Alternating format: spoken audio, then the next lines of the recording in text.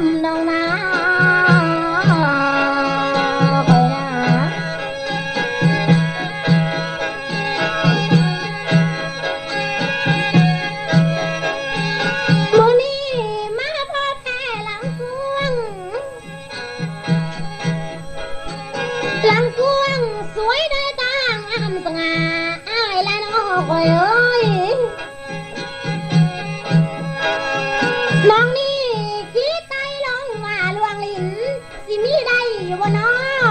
ว่าได้อยู่บ่น้อไอ้เอ้ย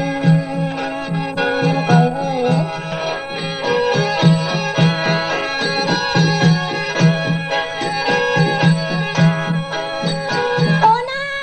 ยาลาเด้ใส่เอ้ยน้องกันน้อสิเปียกหินอันนี้เปียกดังหินตกน้ำบ่มีไผสิคือจากได้ดอกหน้าใส่เอ้ย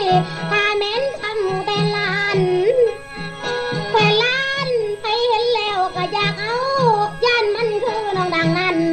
มันสุดอยากเหลือวิสัยอยากจริงไม่ดวงใจที่จะน้อมเอาไว้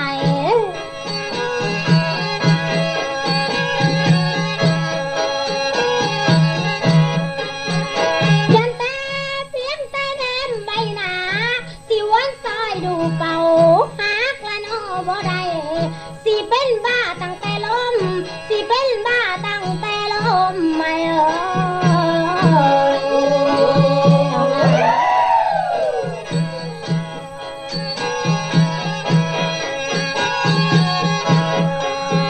ทำไมเจ้าพมนางดอกตั้งสิห่างไกลกันขอให้นางผัวพันในเธอเด้อยามหน่อย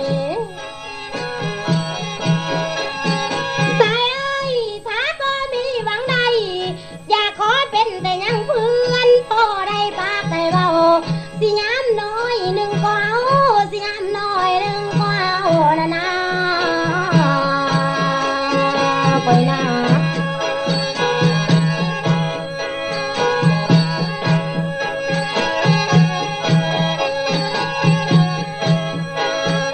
น้องนี่เปียบดังนางลีลือ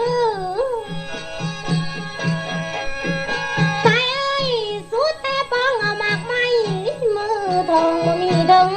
ในแต่เรื่องขีดที่ลำแลได้ดู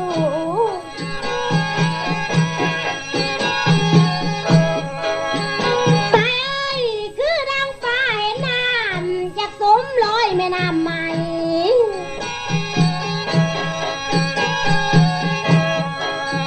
ยันเด้ยันมีป้าโตใหญ่ฝนสีกวงหีดไว้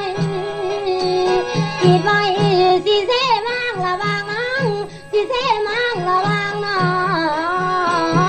ง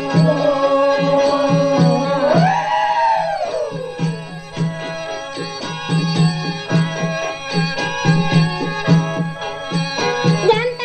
กก็สวยน้อนั่นนะโลดบ่น้อสมฝ่าย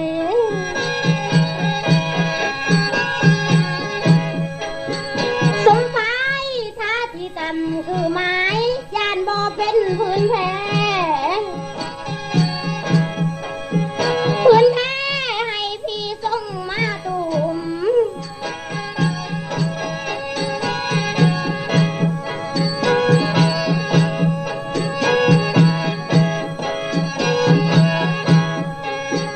ใส่เอ้ยนางละนอนี่นะคิดใครมาลมใหม่ลมไม้หลายพวนแต่น้องผาถ้าบ่อยากคือดังนี้อันสาวน้องก็ว่าดียันเต็มที่น้องนั่งจมเหลือแหงลมไม้ธนา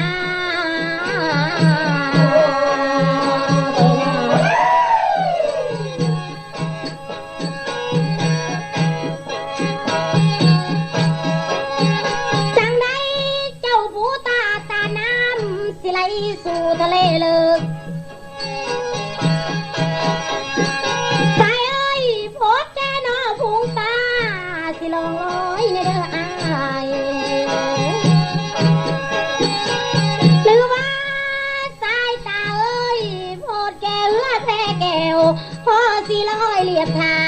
ก็ดีได้แพงเอ้ยหรือว่าสิป้าให้ทาแกเฮือหน่อยบ่อยลอยสันบ่ไว้นะ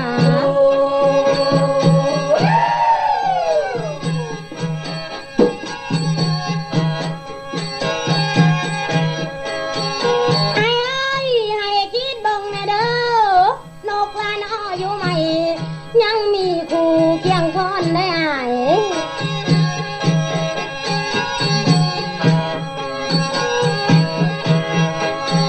ใจเอ้ยคิดใจดูอยู่ในหูยังว่ามียังสู่บอดีดูต้นลาอันสาวพอยผู้ภาคทินบ่เด้แพงเอ้ยมาพบเจ้ามื้อนี้อยากขอเว้าอันเหนียวลมอยากขอเว้าลองเหนียวลมไม่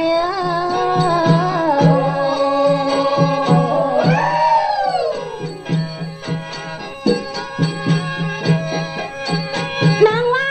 ตกกระเทินตำเพนผาถ้าบ่เป็นแพ้ว่าให้น้องมาตุ่มมุมบ่เป็นแล้วแพงเอ้ยสิเป็นไว้อันลาลาอันพุงฟ้าบ่เกินมาบ่ได้แล้วคนว่าคันลาเป็นยังแก้วต้องมีค่าคุณเมืองแพงเอ้ยคิดใส่ม่วนคนมนุษย์อโลกเขาภายนี้ขอให้มาคุณคำจิตใจกระดังว่าให้มันเป็นดังนั้นจึงใส่เลื่อมมันค่าสูงจึงใส่เลื่อมน้องค่าสูงเจ้านาไอ้นาอนุรักษ์และเผยแพร่โดยพยายามนางว่าธรรมศาสตร์โลกนี้สิอยู่เปียวว่ามีไว้แข่งเอ้ยทุกสิ่งอันมาประดับโอบสถานจึงงามล้นอันนี้ชีวิตคนก็เหมือนดามเสมอเดียวกระดังว่าแพงตาน้องนี่เอ้ยสวยตาน้องนี่นะ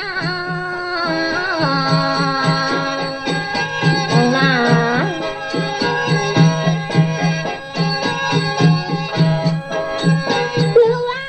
ไอ้บอกคิดต้องดังนั้นน้องบอกว่าประการใดตาสินใจสิลาไล่ห่างไกลกันเด้ออ้ายโอ้น้าสู้ที่ไม้เอาไว้สิไม้ได้แรงเป่าไม้บ่มีบอนใดสิทนสู้อยู่จังไหนสิทนสู้อยู่จังไหน